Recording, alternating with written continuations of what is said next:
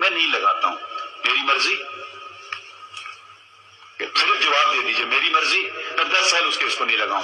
मेरी मर्जी। मैं आपका ये केस आपने फाइल किया, ठीक है, मैं नहीं लगाता इसको। आप क्या कर लोगे? कुछ भी नहीं कर सकते हैं, आपके हाथ पैर कटे हुए हैं।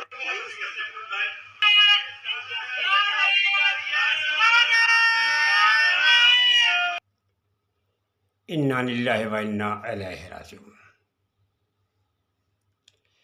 फिरौन एक गरीब घर का लड़का था, तो घर में फाके होते थे।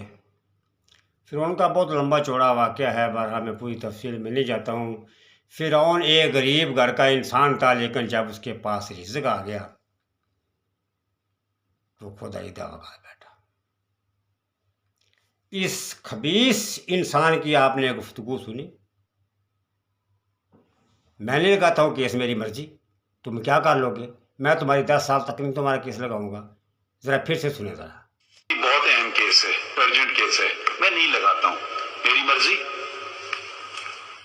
सिर्फ जवाब दे दीजिए। मेरी मर्जी, मैं 10 साल उसके उसको नहीं लगाऊं। मेरी मर्जी। मैं आपका ये केस आपने फाइल किया, ठीक है, मैं नहीं लगाता इसको। आप क्या कर लोगे? कुछ भी नहीं कर सकते हैं, आपके हाथ पैर कटे हुए हैं।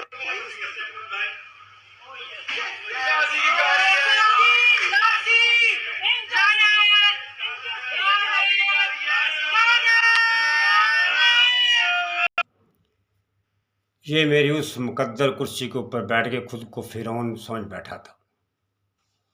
ये जब तक दुनिया में रहेगा, जिस तरह भी जाएगा, इसको सिर्फ और सिर्फ लानतें मिलेंगी, लानतों के सिवा इसको कुछ नहीं मिलेगा, क्योंकि फिरौन के ऊपर भी आज तक लोग लानतें ही भेजते हैं। किस बदमाशी से कह रहा है कि मैं नहीं केस लगाता हूँ, तुम मेरा क्या कर लोगे? सोनी इंसान, आज मैं तुझे तेरी औकात दिखाने लगा हूँ। ताकतवरों, मैं तुम लोगों को तुम्हारी औकात बताने लगा हूँ कि तुम्हारी औकात है क्या है, तुम किस चीज़ के ताकतवर हो। सुन, तुम उस गंदे कतरे से बने हो कि जो गंदा कतरा तुम्हारे बदन में, तुम्हारे कपड़ों में लग जाए, लेकिन तुम इबादत करने के काबिल नहीं रहते। फिर जानते हो, वही गंदा कतरा जब तुम्हारी माँ के जिस्म में ठहरता है, जो तुम्हारी माँ को हर महीने गंदा खून आता है, जिसे माहवारी कहते हैं, वो क्यों आनी बंद हो जाती है? वो गंदा खून तुम पीते हो, तुम्हारी खुराक बन जाती है। तुम फिर माँ के पेट से जब बाहर आते हो, इतने बेबस होते हो, रोते हो, चिल्लाते हो, और तुम लोग अपनी औकात भूल बैठे हो, चीखते हो, चिल्लाते हो, तुम बेबस होते हो, चीख चीख के, रो रो के, फिर तुम खुराक मांगते हो, फिर तुम्हें कुछ दूध दिया जाता है। फिर तुम जब माँ के बदन से आते हो, नंगे आते हो और पलीत आते हो, दूसरे लोग तुझे गुस्ल दे के तुझे पाक करते हैं और तुम्हारा जिस्म डांपते हैं, कपड़ा पहनाते हैं। तुम क्या अपने आप को ताकतवर समझता है? कभी अपनी औकात पछानी है बंदे? तेरी औकात क्या है? फिर जब बड़ा हो जाता है तो मूछों को ता दे के तो ये कुर्सियों में बैठकर बदमाश बन जाते हैं, फिरौन बन जाते हैं। फिर ये मजलूमों के ऊपर जुल्म करते हैं। लेकिन उस वक्त भी तू ताकतवर नहीं होता, तू बेबस होता है, लेकिन सिर्फ एक जालिम होता है। तेरे जिस्म का अगर एक बार टूट जाए, तुम्हारी इतनी हिम्मत नहीं होती तुम खड़ा हो सके। ये तुम्हारी बहादुरी है, ये तुम्हारी ताकत है तुम्हारी। जब तुम किसी के घर के अंदर किसी की दीवारें कूदते हो, दरवाजे तोड़ते हो, पुलसरात नजर नहीं आता, हशर का मैदान नजर नहीं आता, मासूम बच्चों के ऊपर जूतों समेत पांव रख के उनकी माओ के कलेजे नोचते हो, तुम गर्क क्यों नहीं हो जाते? तुम्हें खुदा के कहर से डर क्यों नहीं लगता? उन माओ के कलेजे नोचते हो जिनके सामने उनके बच्चों के जिस्म के ऊपर जूतों समेत पांव रख के दबाते हो। तुम ताकतवर समझते हो? तुम्हारी औकात ही क्या है? तुम एक जालिम हो, तुम्हें शर्म से डूब मरना चाहिए। तुम जो करते हो दुनिया में, ये सब कुछ मेरे पाकिस्तान में क्यों? ये जो काम काफिरों ने करना था वो तुम करते हो। कौन सा तुमने कुरान पढ़ा है? किस कुरान के तुम हाफिज हो? लोगों पे के ऊपर जुल्म पे जुल्म। ताकतवर फिरौन ने क्या किया? जब फिरौन दरिया नील में गर्क होने लगा तो फिर हज़रत मूसा अलैहिस्सलाम को पुकारा, मूसा अपने खुदा को बोल मुझे बचा ले। लेकिन नहीं, जिब्राइल अमीन आता है उसी समंदर से, उसी दरिया से, उसी दरिया नील से वो मट्टी का गोबा उठा के फ़िरौन के मुंह के ऊपर दे मारता है, कहता मुंह बंद कर। अब तुझे याद आया सब कुछ अब तबाह हो गया कि तुम लोगों को उस वक्त याद आएगा जब तुम लोग सब कुछ तबाह कर बैठोगे, फिर तुम्हारे मुंह के ऊपर कोई ना कोई आके तुम्हारे मुंह के ऊपर मट्टी का एक ऐसा फेंकेगा तुम्हारा मुंह बंद कर देगा। शर्म से डूब मरो तुम जो अपनी अपनी आवाम के साथ, तुम अपने लोगों के साथ करते हो। तुम लोगों को शर्म जरा नहीं आती। औकात तो सिर्फ इतनी है।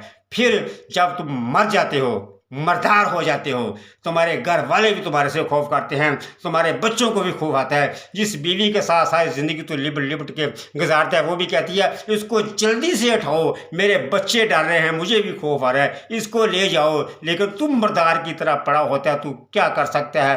फिर दूसरे लोग आते हैं, तुझे गुस्ल देते हैं, तेरे को गुस्ल दे के तेरे पलीत बदन को वो पाक करते हैं, फिर तेरे को वो कपड़ा नया पहना के तो तेरे को कब्रिस्तान के अंदर दफन करके आ जाते हैं। ये इतनी को तेरी औकात, तू अपने आप को ताकतवर समझता है। रब्बे जुल जलाल की कसम, तुम एक चूंटी के बराबर भी नहीं हो। तुम्हारे अंदर ये तकब्बर और गुरूर भरा हुआ है। शैतान तुम्हारे सर के ऊपर सवार है। इस शैतान इंसान का खुला दुश्मन है। अब भी वक्त है अपने गुनाहों से तौबा कर लो।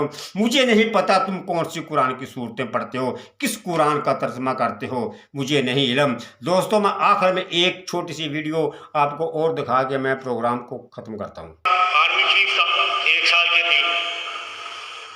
ये दिमाग से टोटल फारिगुल बाल है।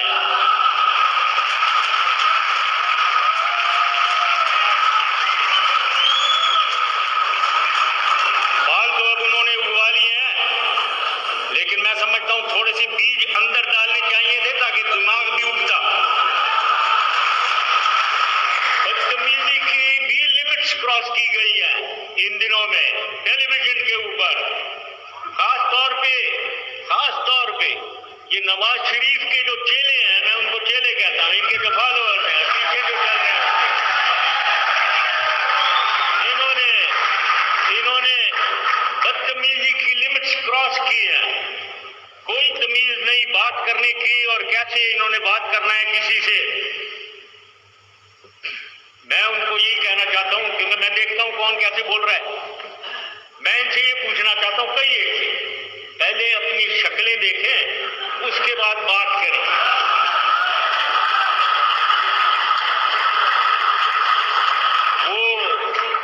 वो उर्दू में कहते हैं एक करेला ऊपर से नीम चढ़ा,